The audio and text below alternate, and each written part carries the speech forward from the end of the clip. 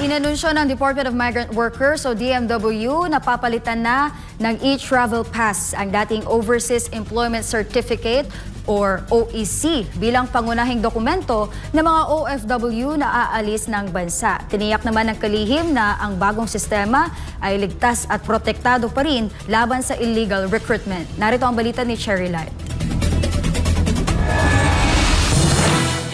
Kinumpirma ni DMW Secretary Hans Leo Cactac na kasalukuyang isinasailalim sa pilot run ang bagong sistema at inaasang magiging ganap ang implementasyon ng paggamit ng e-travel pass kapalit ng OEC pagsapit ng unang araw sa susunod na taon o mas maaga pa depende sa magiging resulta ng pilot testing. Paliwanag ng kalihim, mananatili pa rin ang dokumentasyon at proseso ng pagpaparehistro sa DMW upang matukoy ang mga manggagawa at matiyak na matutulungan sila kung sakaling may aberya. Gayunpaman, hindi na OEC ang binibigay na resulta ng proseso, kundi iisang dokumento na lamang, ang e-travel pass. Sa bagong sistema, sapat na may e-travel pass at clearance mula sa DMW ang isang manggagawa upang makalabas ng bansa.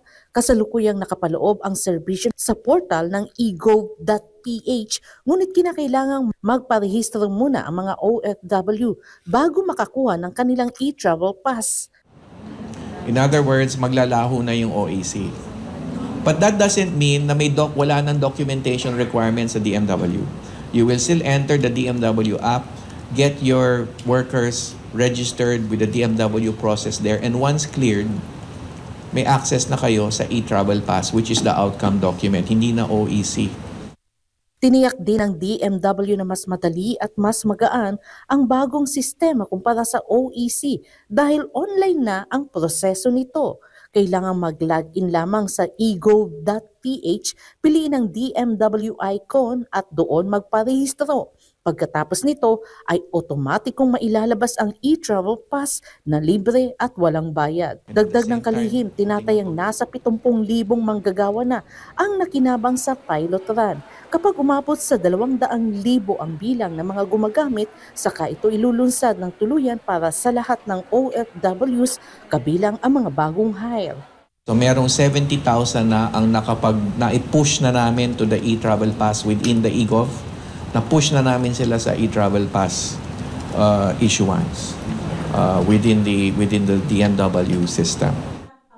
Samantala, suportado naman ng Philippine Association of Service Exporters Incorporated o PASEI ang bagong sistema na sinusulong ng DMW para sa mga OFW. So napapabilis po ang pag-deploy ng mga workers natin, at the same time napapadali talaga ng husto kasi digital na po siya. So nabi-verify na po, hindi na kailangan maraming mga documents na dala-dala. Nababawasan yung bit-bit ng mga papeles. So now we go paperless. So this is a good and we welcome it na development. Para sa aming mga PRA, lalo-lalo sa mga OFW, ito po ay good news sa lahat kasi po ay less hassle na po ito sa PRA sa pagpapaprint ng mga documents. Tapos yung mga OFW po natin ay mabilis po ang process nila sa immigration kasi paperless na nga po. Para sa Diyos at sa Pilipinas kung mahal, Cherry Light, SM News.